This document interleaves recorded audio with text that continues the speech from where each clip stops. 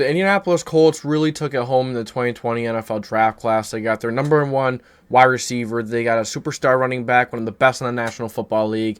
Their number 2 corner, starting free safety, some offensive line depth. There are a lot of really good things that came out of the 2020 NFL Draft for the Colts. So it's time to go back and regrade some of these draft classes. It's kind of the dry spell of the offseason. Free agency is over. The draft is over. So we're going to look at these draft classes, maybe look at some free agency moves, maybe revisit the DeForest Buckner trade, although that's an A+. That was a great trade, and that actually happened in this draft, so it's wise to talk about it. So really our number 1 pick, which was number 13 or 15, we ultimately traded that to the 49ers to receive DeForest Buckner, who has been a force to be reckoned with, who has been the anchor of the Colts defensive line. So if you want to grade that into the draft, you could, but I'm keeping it as a separate grade, and I'm going to grade an A+ just because it changed the whole dynamic of the defense ever since he arrived. We really didn't have that 3 tech. We really didn't have any pressure come up the middle, the edge, nothing. Buckner changed it all, and I think that's where our defense really changed, and changed for the good. So it's time to actually go over these draft picks, a class where you got your number 1 receiver, superstar back. You got a lot of good pieces from this draft, and the first one we're going here with is Michael Pittman. He was the first guy drafted in this draft, if you don't include, the trade and whatever. But Michael Pittman has been a good receiver for the Colts. He's been a solid number 1. That first year, he didn't really put that many yards up, but he was out quite a few weeks, and he was still adjusting to the game. That first year, he had that calf thing. It was really painful, he said, but he came back, and he had a nice stretch there. He had a nice season with Phillip Rivers. Nice big target, really got it done, and I'm happy to see Pittman still doing it. Sometimes you see a receiver have a great second year like he did, and then they, where did they go?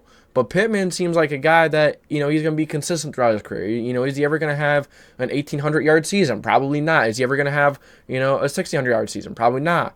He may have like a 12, 13 touchdown 13 touchdown catch season. I could see that for the type of receiver he is, but nonetheless, he's a solid number 1 wide receiver for this team, and getting him, at the start of the second round, very good pick. I'm giving this one an A. His first year, 503 yards, 1 touchdown, 40 receptions. Second year, when he really showed improvement, 1,082 receiving yards, 6 receiving touchdowns. He had 88 receptions. And then last year in 2022, he had a career high of 99 receptions, 4 receiving touchdowns, 925 yards. So kind of a letdown year, more receptions, but less production overall. But really, the quarterback situation didn't favor him. He had a new quarterback coming in every single week, and I think he was out a week or two. I think it was week 2 he was out, but I think he was out another week. I don't remember which one, but he was out. And he still had 925 receiving yards, 4 touchdowns. Like I said, is he ever going to be that guy to get you? Is he going to be a yard demon? No. He's going to get you some touchdowns. He's going to get you some very important catches on third down and more. And I don't think you could ask for any more when you're drafting a receiver. And if you told the Colts, hey, you are getting a pretty damn good number 1 receiver, a big time could go up and get it guy. He is an amazing contested catch receiver. He goes up and he takes it. Now, last year, he really had a bit of a what are you doing kind of year. He fumbled the ball a few times, just really wasn't himself, dropped a few open passes. And, a lot of Colts fans, including me, were kind of ticked at him, and I still am. I don't care until I see him improved out in the field next year, because that's how it works. NFL's a business. It's a C business. If, you could say all you want, and you could say you're going to improve and all this, but, us podcasters could say, yeah, he's probably going to be better, but it doesn't matter until he hits the field and we see it. But I'm giving this one an A. Ultimately, he's been a good receiver for the Colts. He had a down year last year, pretty rough year, but it's also a year you get to learn from. So I'm keeping that at A. I think it was a good pick. Your number 1 receiver, good pick there. Your second pick came Jonathan Taylor, the Wisconsin, the Honey Badger. He had 2,000 rushing yards every year in college. He had a lot of carries. Some of his knocks coming out of college were he had a lot of carries, and he had a fumbling issue. He really cleaned all that up come the NFL. And the tread on the tires thing isn't going to change. I think he has almost like 1,000 rushes now, so he definitely has some tread on the tires. But he hasn't had too many injuries. Yeah, this last year he's had an injury, and that made him miss some time. But ultimately, when you pick a running back in the second round, you're expecting them to be pretty good because backs don't really get drafted until late anyways. They're not really valued highly as, they're not a premium position. But sometimes when a running back is that dynamic as Taylor, sometimes it is worth taking in the first. But considering his knocks were too much tread on the tires, too many carries, he's worn down already, and his fumbling issues there are legit reasons to stay away. But the Colts took a chance, and look, they killed it. And Jonathan Taylor is a phenomenal running back. His first year he was third in the league in rushing yards. He had he had 11 touchdowns, 36 receptions, 1,169 yards. It's a pretty good year for a rookie, considering that, that was the year Marlon Mack went down hurt, and we're like, it's a good thing we drafted Jonathan Taylor because he stepped in and he played really well. Yeah, we still had Nyheim Hines, but Nyheim Hines isn't really that do-it-all kind of back. He's not really, yeah, he does do it all actually, but he's not like a runner. He's not a pure runner. Jonathan Taylor is and was the best pure runner in the room, even with Mack in there. So I'm giving this one an A+. You pick one of the best running backs in the league in the second round? Absolutely. Wherever you pick one of the best players at that position, wherever you pick them, it's going to be an A+, because nothing's guaranteed. It's all risk in the drafts, but I'm going an A+. And then he had that crazy year in year 2, 1,800 rushing yards, 5.5 per attempt, and he rushed a lot too. It was over 300 times. 18 touchdowns, 40 receptions. Incredible.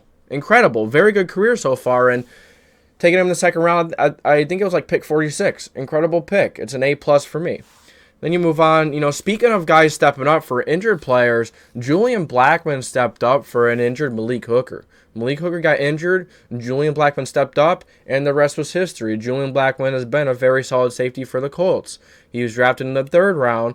No, was he in the third? No, I believe it was. Yes, it was the third round.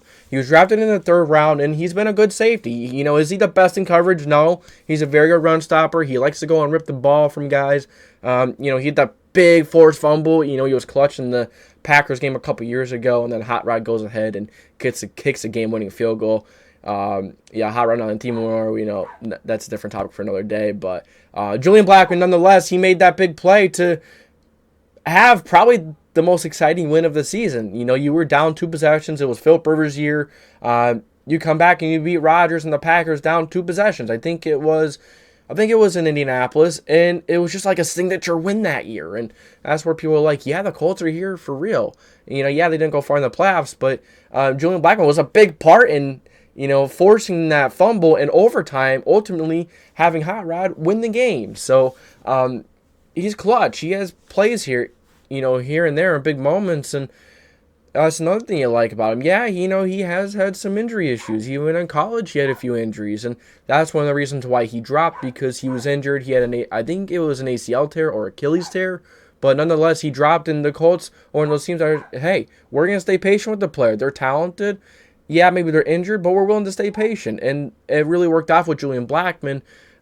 Look at what the Titans did with Jeffrey Simmons. He had the issue. I think it was an ACL or Achilles, and Jeffrey, he dropped. The Titans got a steal. I think it was later, like a 20 or something like that. Nonetheless, it was a steal wherever they got him, because Jeffrey Simmons is one of the best defensive linemen in the NFL right now, if not the best. He's very good. I said if not the best, because he is very good. He is one of the best. Better than Aaron Donald, and that stuff. I don't know. That's another topic for another video, but he's very good.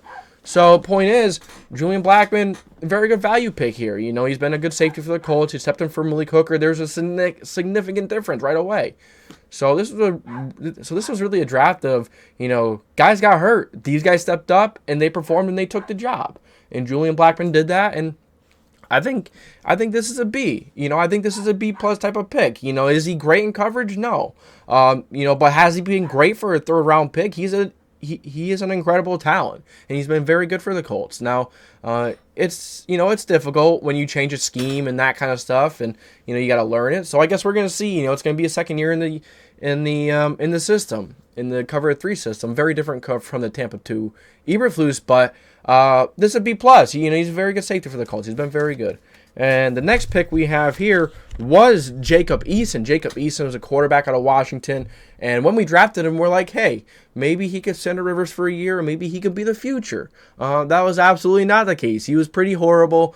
He had one chance. He blew it. He threw, I think it was a pick six to Ramsey. It was a pick or a pick six to Ramsey. Either way, big time drive. He had a chance, and I think it was a drive to go and win the game because Wentz, he sprained both of his ankles. Yeah, he played next game, but I'm blanking. We're talking about Jacob Eason. He got to step in. He finally got the chance, and he just didn't do it. And you could see in training camp, in the games, in the locker room, he's just not a leader. He's just not a quarterback, in my opinion. He's just, I don't even know if he's a backup. Yeah, and then the Colts cut him after 2 years. He went over to Seattle. I think he was with Seattle for a little while, and I don't think he went anywhere else. I don't even know if he's on a roster, but this is an F. Even though you drafted him in the 4th round, taking a chance, maybe he's the guy. Maybe he could be. He had a crazy arm. He was pretty accurate, pretty damn good release, but he really struggled with throwing on the run and throwing under pressure, that kind of stuff. He was like an old school type of quarterback, but his accuracy wasn't incredible, but his deep ball was really nice, and it just didn't turn out in the NFL. He doesn't have the leadership, and in the NFL, it's just as mental as physical. It's more mentally than physical sometimes, and Jacob Eason just didn't have it, so that's an F. I don't want to spend too much more time on that one. But then we have Danny Pinter. Danny Pinter is still currently on the team, so you got to say this has to be a pretty good pick. But there's a pros and cons to this Danny Pinter pick. It was pretty good value for where he was drafted. He's an okay backup center. We saw him play pretty well in the Arizona game where the team was ravaged by this sickness going on. I'm not sure if we could say it on YouTube, but the big stuff going on, the big sickness. The NFL kept going. Half the Colts team was hurt. Danny Pinter had a chance to step up, and he was a solid center. He stepped in. He was a solid center. And I think there was another game where Ryan Kelly didn't play center. He was a good backup center. He wasn't horrible. But this past year, with the experiment of him moving to right guard, horrible. But I will go D+ because he was a decent backup center for when he did play. It's hard to give him anything else considering he barely played. It was half and half. Even though he was drafted to play, I think he was drafted for a guard. He then stepped over to center to be backup. Played pretty well as a backup center. Moved to right guard, horrible. I'm just saying he hasn't made that big of an impact, but he's had a few okay games, backing up Kelly. But nothing too special, nothing to write home about. So I'm giving this one D+. I could see a C-, whatever. D+ in my opinion. Then you have Robert Windsor. Didn't stay on the team long. I think he had some injury issues. I think he got injured, and then he really retired. He's like, yeah, no, we're gonna go somewhere else. With my career, and so it's an F. From the business side of things, the injuries don't matter. If you get injured say you're number 1 overall pick and you get injured 3 out of the 4 years and you're not re-signed, it's an F. It's a number 1 pick. You better be one of the best players in your team. So this is kind of extreme compared to this situation with Hugh. I think he was a 5th or 6th round. I think Windsor was a 6th. So it's an F though. I'm just trying to get the point across. He barely played, didn't play enough, so didn't really make an impact. He was a camp body, really, honestly. Then you have Isaiah Rodgers, still on the team. Very good cornerback 2 for us, as I mentioned earlier in the video. This is the cornerback 2 I was mentioning. Isaiah Rodgers out of UMass has been a very solid cornerback number 2 for the Colts. Now, we've never really seen him in that cornerback 1 role. We've either have had other guys there in Xavier Rhodes, Stephon Gilmore. So he hasn't really had the chance, but he's been a very good number 2. And getting a very good number 2 cornerback in the draft at number 6 is a very good pick. In my opinion, he's a ball hot, great ball skills. He's speedy, he's smart, and he just loves the game. He's a football player you love to have. He's a great locker room guy. This is an A+ pick just because, in the 6th round, you picked your second best cornerback on your squad. No, I meant to say he is a very solid second cornerback. Now, we've never seen him in cornerback 1 role. So that's why I can't really say, is he going to be a great cornerback 1? Is he going to be an elite cornerback? I don't know. Probably not. But he's a very good, solid cornerback number 2. He's mainly shadow number 2s. Now, I like to see him shadow number 1s once in a while. I like to see that. I like to see him have a bigger role against number ones. But Brents might take that, or Rodgers might take that. Someone's going to fight for it. Maybe, let's say there's a world where Darius Rush takes it. You never know. You never know. So, I think this is a good pick nonetheless. You're getting a very solid number 2 corner on your squad for a 6th-round pick. Absolutely. That's an A+ in my book. So, Desmond Pittman, he was on the team for a couple of years. He was really a camp body. He was elevated a few times and brought back down, mainly in that Cardinals game. He had a few catches. He had that big-time catch in that Cardinals game, the game winner. So I guess it's hard to give him an F, but other than that, he hasn't really played. But when he did step in, he looked all right. He made it worthwhile. So I'm going to give him a D-, one above an F, because he made that big play and he was elevated here and there. But at the end of the day, the receiver corps was, pretty bad, and there were a lot of injuries at times. So why wasn't he elevated? So maybe an F is necessary here, but I'm giving him a D+ No, I'm not giving him the benefit. I'm giving him an F. Yeah, he had a few plays here and there, but it's just not enough. I get it. You had, I think he was a 6th or 7th round pick, came in, made a game-winning play, but other than that, it didn't really show much. I guess a D-. I'll give him a D-, whatever. I think D-, F. Either way, I'm not gonna say whatever. I'm not gonna give you a hard time. Our last pick was Jordan Glasgow. He's a linebacker out of Michigan. He was mainly a special teams guy, and he was a very good special teams player. He's not on the team. He's still not on the team currently. He was cut, but he was a very good special teamer for this team. He stepped in a linebacker once in a while when things really got rough, injury-wise, but he was a very good special teamer. And when you start to get to the late 5th, 6th, and the 7th rounds, you kind of start looking, hey, can this guy play special teams? And you're looking for depth players. And you kind of hit home with the special teams players. Just, you kind of question why he's still not on the team. But I think this was a good pick. For the 7th round, having a very good special teams player for 2 years is good. I'm going to give it a C+ just because, there's why is he not on the team still? When he did play on the team, he was a very good for the role that he was that he was drafted for. But still not on the team, so something must have went wrong. So it's a fail. No, it's not a complete fail, but it's just something went wrong, and it just didn't work out the whole way like you hoped it would. So I'm giving it a C+. So this is the Colts 2020 draft class regraded. I want you to let me guys know your thoughts, your grades for each individual player here. Do you think I undercut someone? Do you think I really, was too excited about a grade? Do you think I gave someone a grade that was too high, someone too low? You guys let me know what you think. Thank you for tuning in to the JDW Sports Talk Show, where your fans welcome. If you enjoy Colts football, NFL, make sure you like, subscribe, hit the post notification bell on so you don't miss any future videos. This is JDW Sports Talk Show, signing off.